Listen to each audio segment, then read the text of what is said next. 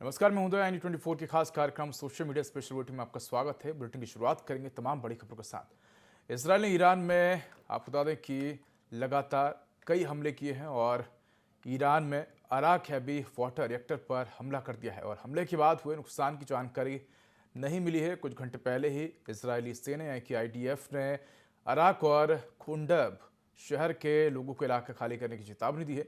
अराक में heavy water reactor है और ये फैसिलिटी ईरान के न्यूक्लियर प्रोग्राम का एक हिस्सा है। इसके साथ ही अराक में बड़े पैमाने पर हथियारों का उत्पादन होता है। ईरान ने जवाब में इसराइल के 4 शहरों तेल अवीव, बेरशेबा, रमतगढ़ और होलोन पर 30 मिसाइलें दागी हैं।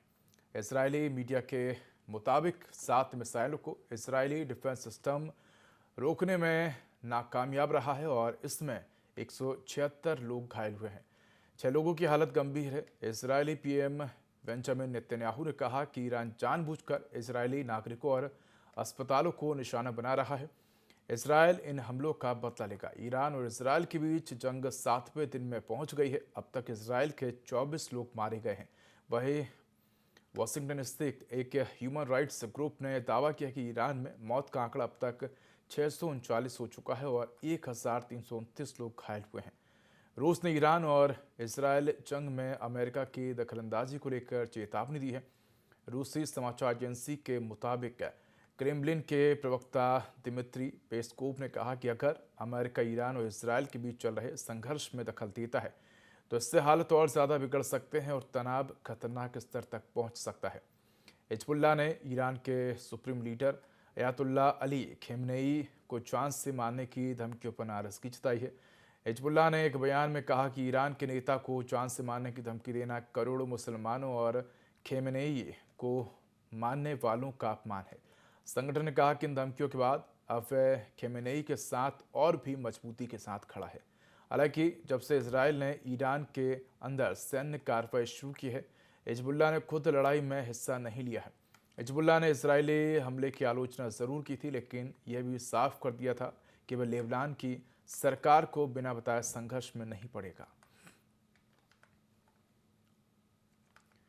तो बता दें कि ईरान और इजराइल के बीच लगातार जंग जारी है और ये जंग 7वें दिन पहुंच गई है।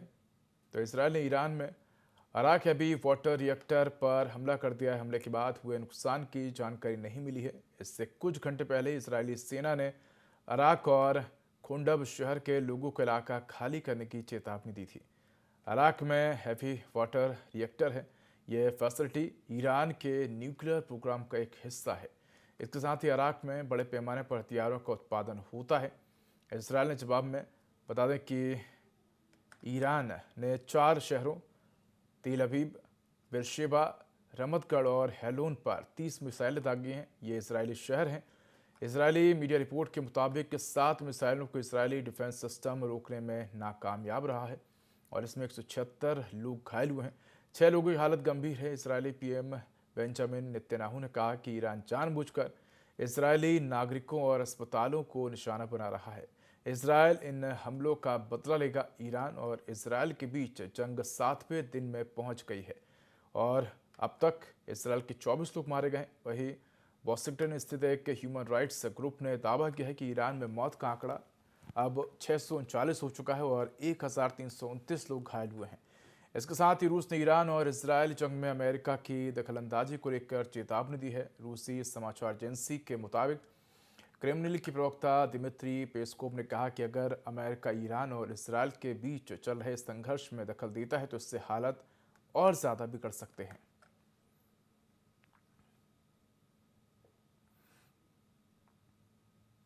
दुनिया के सबसे अमीर कारोबारी एलोन मस्क का स्टारशिप 36 रॉकेट टेक्सास के स्टारबेस टेस्टिंग साइट पर अचानक धमाके के साथ फट गया।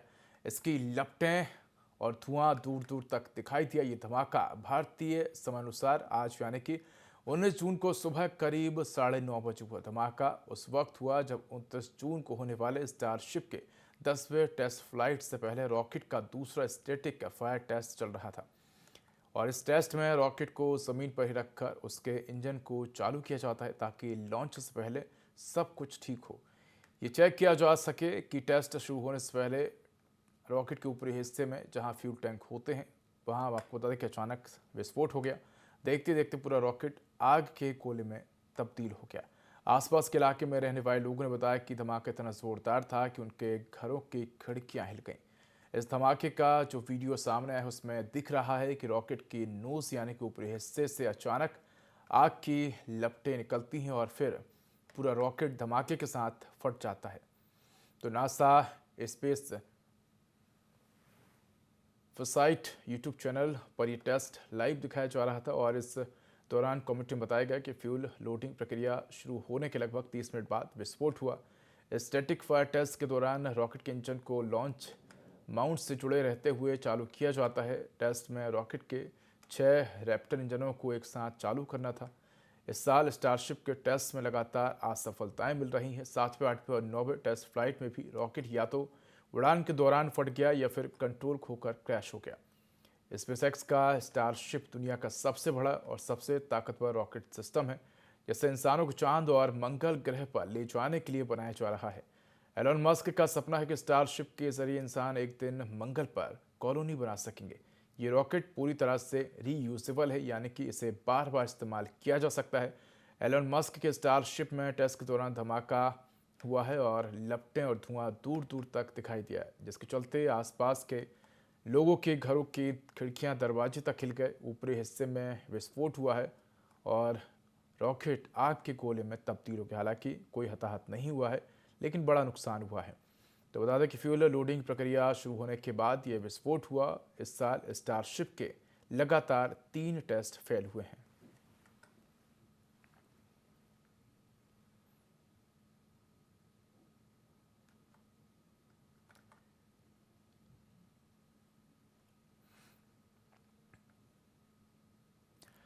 भारत में हुए पहलगाम आतंकी हमले के बाद पाकिस्तान की मुश्किल एक बार फिर से बढ़ सकती है। अंतर्राष्ट्रीय संस्थान FATF पाकिस्तान को चौथी बार ग्रे लिस्ट में डालने की तैयारी कर रही है। मनी कंट्रोल के मुताबिक जून के आखिरी या जुलाई के शुरुआत में FATF पाकिस्तान पर रिपोर्ट जारी कर उसे ग्रे लिस्ट में डाल सकता है। इससे पाकिस्तान पर कई तरह की आर्थिक पाबंदियां लग सकती हैं। हाल ही में फ्रांस में हुई FATF की बैठक में भारत ने पहलगाम हमले, पाकिस्तान की आतंकवाद को फंडिंग और सरकारी समर्थन का मुद्दा उठाया है। पहलगाम में हुए आतंकी हमले में 26 लोगों की मौत हो गई थी। FATF ने इसकी निंदा करते हुए कहा था कि ऐसे हमले बिना फंडिंग के संभव नहीं है। अब सबसे पहले ये जान लीजिए कि आखिर FATF क्या है और ग्रे लिस्ट का मतलब क्या होता है। दरअसल FATF यानी कि फाइनेंशियल एक्शन टास्क फोर्स एक अंतर्राष्ट्रीय संस्था है जो मनी लॉन्ड्रिंग, आतंकवाद को फंडिंग देने वाली गतिविधियों पर नजर रखती है। ग्रे लिस्ट में उन देशों को डाला जाता है जो आतंकवाद की फंडिंग या मनी लॉन्ड्रिंग रोकने में पूरी तरह से नाकाम रहते हैं। ऐसे देशों की निगरानी होती है और उन्हें विदेशी फंडिंग मिलना मुश्किल हो जाता है। भारत ने दावा किया है कि पाकिस्तान आतंकवादी संगठनों जैसे लश्कर तैयबा और जैश-ए-मोहम्मद को फंडिंग रोकने में नाकाम रहा है। पहलगाम में हुए आतंकी हमले के बाद भारत ने FATF पर पाकिस्तान को ग्रे लिस्ट में डालने का दबाव बनाया है। तो बता दें कि FATF ने 2022 में पाकिस्तान को ग्रे लिस्ट से हटाया था। उससे पहले पाकिस्तान FATF की ग्रे लिस्ट में था। 2022 में FATF ने पाकिस्तान को ग्रे लिस्ट से हटाया था, लेकिन भारत का कहना है कि पाकिस्तान ने उस वक्त किए गए कानूनी सुधारों और आतंकवाद विरोधी उपायों को लागू करने में ढिलाई बरती है। भारत ने FATF को बताया कि पाकिस्तान ने आतंकी संगठनों के लीडर्स के खिलाफ ठोस जांच और सजा सुनिश्चित करने में कमी दिखाई है। पाकिस्तान का मनी लॉन्ड्रिंग और आतंकवाद फंडिंग रोकने का ढांचा अभी भी कमजोर है। भारत ने FATF की जून 2025 की बैठक में और उसके बाद 200 से ज़्यादा देशों के साथ खुफिया जानकारी साझा की, जिसमें पाकिस्तान के आतंकवाद समर्थन के सबूत दिए गए। इस दबाव के चलते FATF ने कहा है कि पहलगाम जैसे हमले बिना वित्तीय समर्थन के संभव नहीं है, जिससे पाकिस्तान पर फिर से ग्रे लिस्ट में डाले जाने का खतरा बढ़ गया है। तो बता दें कि FATF की ग्रे लिस्ट में आने के साथ ही पाकिस्तान को मिलने वाले तमाम विदेशी फंडिंग जो है वो रुक जाएंगी और इसके चलते पाकिस्तान की जो मुश्किलें हैं वो बढ़ सकती हैं, महंगाई बढ़ेगी। इसके साथ ही कई आर्थिक पाबंदियां भी FATF पाकिस्तान पर लगाएगा। तो FATF की चौथी बार ग्रे लिस्ट में डालने की तैयारी है पाकिस्तान को और इससे पाकिस्तान में कई आर्थिक पाबंदी लगेंगी, जिसके चलते पाकिस्तान की अर्थव्यवस्था पर भी खासा असर पड़ेगा और वहाँ के लोगों को महंगाई का सामना करना पड़ेगा। तो फ्रांस में हुई एफएटीएफ की बैठक में भारत ने पहलगाम मुद्दा उठाया और कहा कि पाकिस्तान के आतंकवाद को फंडिंग और सरकारी समर्थन जो है वो उस हिसाब से नहीं है जितना उसको करना चाहिए था। और एफएटीएफ ने निंदा की है और कहा है कि ऐसे हमले बिना फंडिंग के संभव नहीं हैं।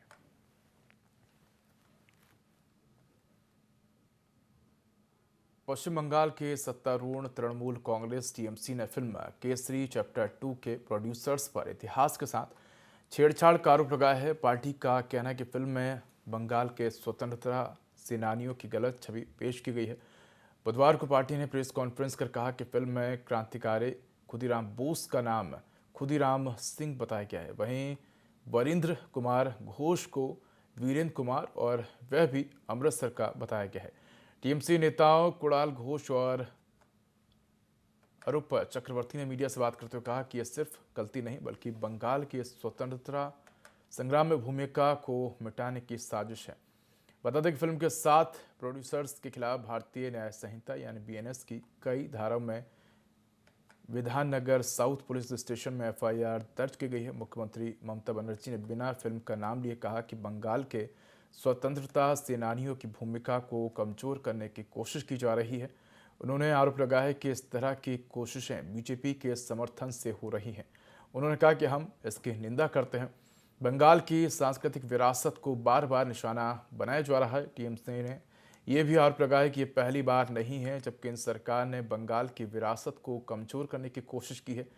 टीएमसी का यह भी कहना है कि फिल्म में क्रांतिकारी हेमचंद्र कानूनगो की भूमिका को बदलकर कृपाल सिंह नाम का काल्पनिक किरदार जोड़ा गया। कानूनगो ने बम बनाने की ट्रेनिंग दी थी। पार्टी ने सेंसर बोर्ड की भूमिका पर भी सवाल उठाए। नेताओं ने पूछा कि जब फिल्म में इतने ऐतिहासिक बदलाव किए गए तो बोर्ड ने इसे पास कैसे किया। Film Kesari chapter 2 the untold story of Jallianwala Bagh का निर्देशन करण सिंह त्यागी ने किया है। ये फिल्म रघु पलट और पुष्पा पलट की किताब the case that shook the empire पर आधारित है। फिल्म में अक्षय कुमार, आर माघवन और अनन्या पांडे मुख्य भूमिका में है। यह फिल्म 18 अप्रैल 2025 को रिलीज हुई थी। तो अक्षय कुमार की केसरी 2 के प्रोड्यूसर पर एफआईआर हुई है। पश्चिम बंगाल में विवाद हुआ है। टीएमसी ने कहा कि फिल्म में इतिहास से छेड़छाड़ हुई है। तो फिल्म के 7 प्रोड्यूसर्स पर एफआईआर दर्ज हुई है। ममता बनर्जी ने बीजेपी पर सहयोग करने का आरोप लगाया है। तो बंगाल की सत्तारूढ़ तृणमूल कांग्रेस टीएमसी ने फिल्म केसरी चैप्टर 2 के प्रोड्यूसर्स पर इतिहास के साथ छेड़छाड़ का आरोप लगाया है। पार्टी का कहना है कि फिल्म में बंगाल के स्वतंत्रता सेनानियों की गलत छवि पेश की गई है। बुधवार को पार्टी ने प्रेस कॉन्फ्रेंस कर कहा कि फिल्म में क्रांतिकारी खुदीराम बोस का नाम खुदीराम सिंह बताया गया। वहीं वरिंद्र कुमार घोष के नाम को वीरेंद्र कुमार और वह भी अमृतसर का बताया गया है। टीएमसी नेताओं कुणाल घोष और अरूप चक्रवर्ती ने मीडिया से बात करते हुए कहा कि यह सिर्फ गलती नहीं बल्कि बंगाल की स्वतंत्रता संग्राम में भूमिका को मिटाने की साजिश है। बता दें कि फिल्म के 7 प्रोड्यूसर्स के खिलाफ भारतीय न्याय संहिता की कई धाराओं में विधाननगर साउथ पुलिस स्टेशन में एफआईआर दर्ज करवाई गई है। मुख्यमंत्री ममता बनर्जी ने बिना फिल्म का नाम लिए कहा कि बंगाल के स्वतंत्रता संग्राम सेनानियों की भूमिकाओं को कमजोर करने की कोशिश की जा रही है। उन्होंने आरोप लगाया कि इस तरह की कोशिशें बीजेपी के समर्थन से हो रही हैं।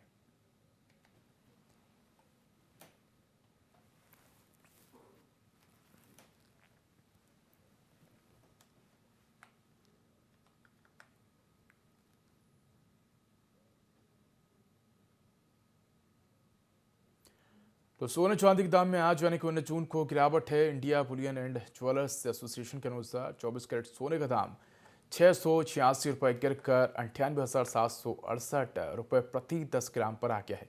इससे पहले सोना 99,454 पर था। वहीं चांदी की कीमत 2,069 रुपये गिरकर 1,07,343 रुपये प्रति किलोग्राम हो गई है। इससे पहले ये 1,09,412 पर बंद हुई थी। वहीं 18 जून को सुबह चांदी 1,09,550 पर ओपन हुई थी। ये इसका ऑल टाइम हाई है। भोपाल सहित 4 महानगरों में 10 ग्राम सोने की कीमत की अगर बात करें तो दिल्ली में 24 कैरेट सोने की कीमत 1,01,210, 22 कैरेट सोने की कीमत 92,800 है। मुंबई में 24 कैरेट सोने की कीमत 1,180 और 22 कैरेट सोने की कीमत 92,650 है। कोलकाता में 24 कैरेट सोने की कीमत 1,01,080 और 22 कैरेट सोने की कीमत 92,650 है। भोपाल में 24 कैरेट सोने की कीमत 1,01,110 और 22 कैरेट सोने की कीमत 92,700 है। इस साल यानी कि 1 जनवरी से अब तक 10 ग्राम यानी कि 24 कैरेट सोने का दाम 76,162 से 22,606 रुपये बढ़कर 98,778 रुपये पर पहुंच गया है। वहीं चांदी के भाव भी 86,070 रुपये प्रति किलो से 23,000 रुपये बढ़कर 1,09,100 रुपये पर पहुंच गया है। वहीं पिछले साल यानी कि 2024 में सोना 12,810 रुपये महंगा हुआ था। तो हर साल सोने और चांदी के दामों में लगातार बढ़ोतरी देखने को मिल रही है। पिछले साल सोने में 12,000 रुपये तक की बढ़त देखने को मिली थी और इसी साल ही बढ़त जो है वो लगभग 20,000 के ऊपर हो गई है। तो लगातार सोने चांदी के दाम बढ़ते हुए नजर आ रहे हैं। ऐसे में जो निवेशक हैं वो सोने चांदी में निवेश को सबसे सुरक्षित निवेश भी मान रहे हैं।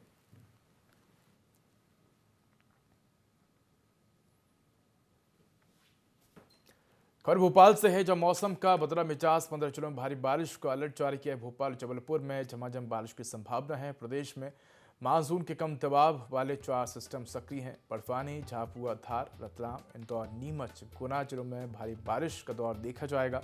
साथ ही भोपाल, विदिशा, रायसेन, सीहोर, राजगढ़, नर्मदापुरम, बैतूल जिलों में भी येलो अलर्ट जारी किया है। तो मध्य प्रदेश में भी मानसून जो है वो पहुंच गया है और अब मध्य प्रदेश के कई जिलों में झमाझम बारिश का दौर देखा जा रहा है। तो 15 जिलों में भारी बारिश का अलर्ट जारी किया है। भोपाल और जबलपुर में झमाझम बारिश की संभावना है। प्रदेश में मानसून के कम दबाव वाले 4 सिस्टम सक्रिय हैं। बड़वानी, झाबुआ, धार, रतलाम, मंदसौर, नीमच, गुना जिलों में भारी बारिश का अलर्ट जारी किया है। इसके साथ ही भोपाल, विदिशा, रायसेन, सीहोर, राजगढ़, नर्मदापुरम, बैतूल जिलों में येलो अलर्ट जारी किया है। तो लगातार प्रदेश में बारिश का दौर देखा जा रहा है, जिसके चलते प्रदेश में गर्मी से लोगों को राहत मिल रही है। तो कई जिलों में आंधी बारिश का अलर्ट जारी किया है। 15 जिलों में भारी बारिश का अलर्ट मौसम विभाग ने जारी किया है। तो झमाझम बारिश का दौर देखा जा रहा है। बता दें कि प्रदेश में मानसून के कम दबाव वाले 4 सिस्टम सक्रिय हैं, जिसके चलते प्रदेश के कई जिलों में बारिश का दौर देखा जा रहा है। बड़वानी, झाबुआ, धार, रतलाम, मंदसौर, नीमच, गुना जिलों में भारी बारिश का अलर्ट देखा जा रहा है। साथ ही भोपाल, विदिशा, रायसेन, सीहोर, राजगढ़, नर्मदापुरम, बैतूल जिलों में भी येलो अलर्ट जारी किया है। तो लगातार प्रदेश में बारिश का अलर्ट देखा जा रहा है। बता दें कि कम दबाव वाले 4 सिस्टम सक्रिय हैं, जिसके चलते प्रदेश में मानसून में बदलाव देखने को मिल रहा है और भारी बारिश देखने को मिल रही है। तो बड़वानी, झाबुआ, धार, नीमच, इसके साथ ही भोपाल, विदिशा, रायसेन, सीहोर, राजगढ़, नर्मदापुरम, बैतूल जिलों में येलो अलर्ट जारी किया है। तो लगातार प्रदेश में बारिश का दौर देखा जा रहा है। मौसम विभाग ने भारी बारिश को लेकर चेतावनी जारी की है। 15 जिलों में येलो अलर्ट जारी किया है।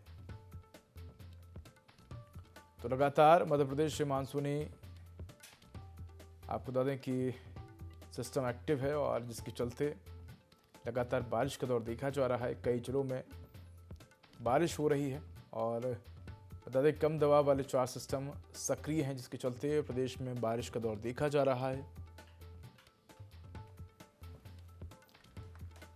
तो मध्य प्रदेश में मौसम का मिजाज बदला है। कई जिलों में झमाझम बारिश का दौर देखा जा रहा है।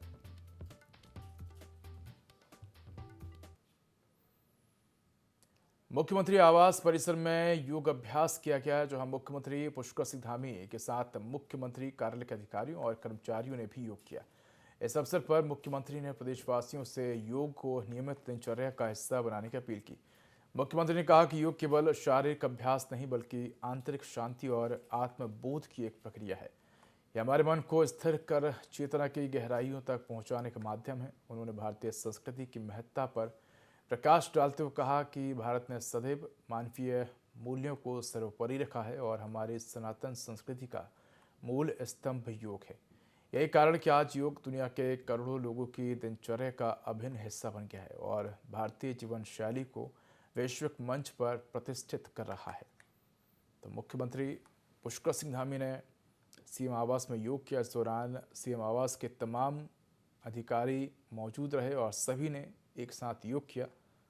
तो बता दें कि इस दौरान मुख्यमंत्री पुष्कर सिंह धामी ने कहा कि प्रदेशवासियों से उन्होंने योग की अपील की और कहा कि नियमित दिनचर्या का हिस्सा उन्होंने योग को बनाने की अपील की। मुख्यमंत्री ने कहा कि योग केवल शारीरिक अभ्यास नहीं बल्कि आंतरिक शांति और आत्मबोध की एक प्रक्रिया है।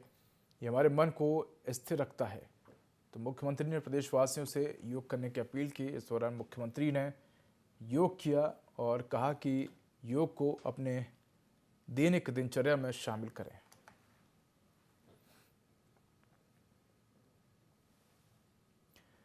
चलिए तो बता दें कि नेशनल जूनियर चैंपियनशिप के उद्घाटन के मौके पर देहरादून पहुंचे मध्य प्रदेश के कैबिनेट मंत्री कैलाश विजयवर्गीय ने उत्तराखंड के मुख्यमंत्री पुष्कर सिंह धामी की जमकर तारीफ की। उन्होंने कहा कि मुख्यमंत्री पुष्कर सिंह धामी के नेतृत्व में सरकार ने चारधाम यात्रा में श्रद्धालुओं की सुविधा के लिए बेहतर काम किए, जो केदारनाथ और बद्रीनाथ जाकर उन्होंने खुद महसूस किया है। उन्होंने कहा कि प्रधानमंत्री नरेंद्र मोदी का भी केदारनाथ और उत्तराखंड से काफ़ी लगाव है और केंद्र सरकार और राज्य सरकार मिलकर उत्तराखंड में तेजी से विकास के काम कर रही हैं। इसके साथ ही उत्तराखंड में लगातार मंत्रिमंडल विस्तार को लेकर चर्चाएं चल रही हैं और कई नाम भी मंत्रियों को लेकर चर्चाओं में हैं। तो बता दें कि मध्य प्रदेश के कैबिनेट मंत्री कैलाश विजयवर्गीय उत्तराखंड पहुंचे और उन्होंने उत्तराखंड में चारधाम यात्राओं की व्यवस्थाओं की तारीफ की। तो नेशनल जूनियर चैंपियनशिप के शुभारंभ के अवसर पर कैबिनेट मंत्री कैलाश विजयवर्गीय देहरादून पहुंचे और उन्होंने मुख्यमंत्री पुष्कर सिंह धामी की तारीफ की। तो उन्होंने कहा कि सिंह धामी ने चारधाम यात्रियों के लिए बेहतर सुविधाएं दी हैं। ये मैंने खुद स्वयं वहां जाकर जाना है। और इसके साथ ही उन्होंने कैबिनेट विस्तार को लेकर भी कहा कि इस पर चर्चाएं जारी हैं। तो सीएम पुष्कर सिंह धामी के कामों की तारीफ करते हुए भी नजर आए कैबिनेट मंत्री कैलाश विजयवर्गीय।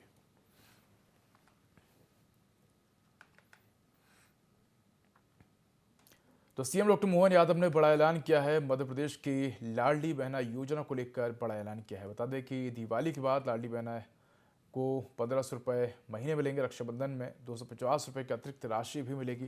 धीरे धीरे इसे बढ़ाकर 3000 रुपये तक किया जाएगा। तो मुख्यमंत्री डॉक्टर मोहन यादव ने लाडली बहनों को बड़ी सौगात दी है और आपको बता दें कि लाडली बहनों को मिलने वाली राशि में वृद्धि की गई है। तो दिवाली के बाद लाडली बहनों को हर महीने 1500 रुपये मिलेंगे। रक्षाबंधन में 250 रुपये की अतिरिक्त राशि मिलेगी। धीरे धीरे इसे बढ़ाकर 3000 रुपये तक किया जाएगा।